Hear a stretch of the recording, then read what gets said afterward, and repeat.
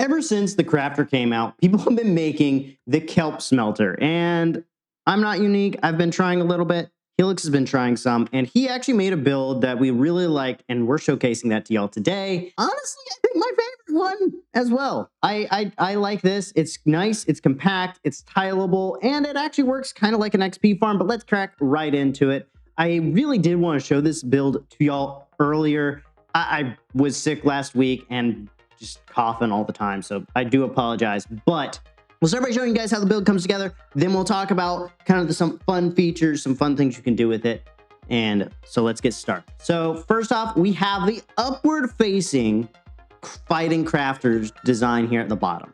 This is the foundation of how everything is crafted. It is very, very important that you use the upward design. So where you have the bottom part and then you have the observers up above, because the next phase is this dropper elevator, which takes advantage of the single redstone pulse to power the crafter and two droppers at the same time, taking the dried kelp block all the way up to this hopper, which then flows into the smoker. But once you get up here, you have just an observer facing towards your smoker, and then this one is actually facing outward. That goes to the kelp block output. Once this runs for long enough, you'll eventually get kelp blocks into this barrel here, as well as it'll also flow into this smoker. That flows primarily down into this smoker till it fills up, and then until this hopper fills up. Smoker receives kelp from the top, and then it will output the dried kelp into this hopper, jar, and then this hopper here, which goes into your crafter. And again, that's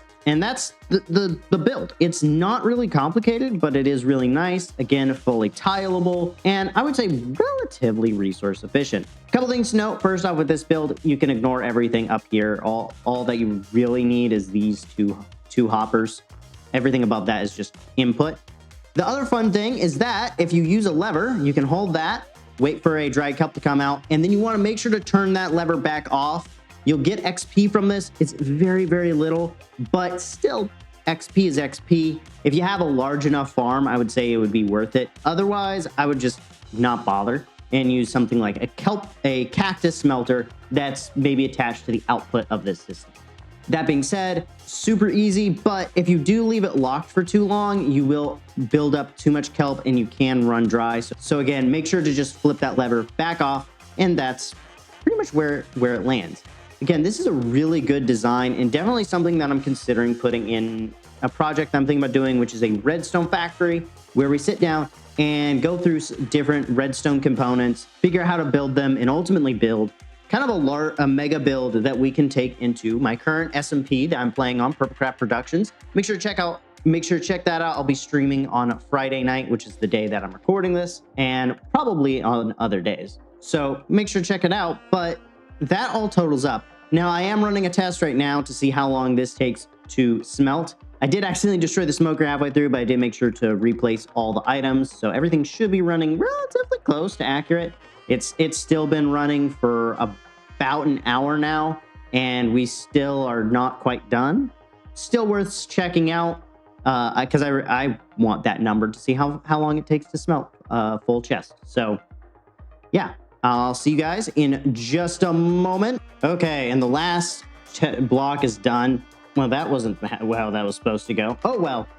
So the test ran for about 2.5 hours, but I realized it's just a smoker. The wiki says it runs for 5 seconds. I am a little mad at myself for not piecing that together. But during that, I did do some math of how long it would take to reach saturation.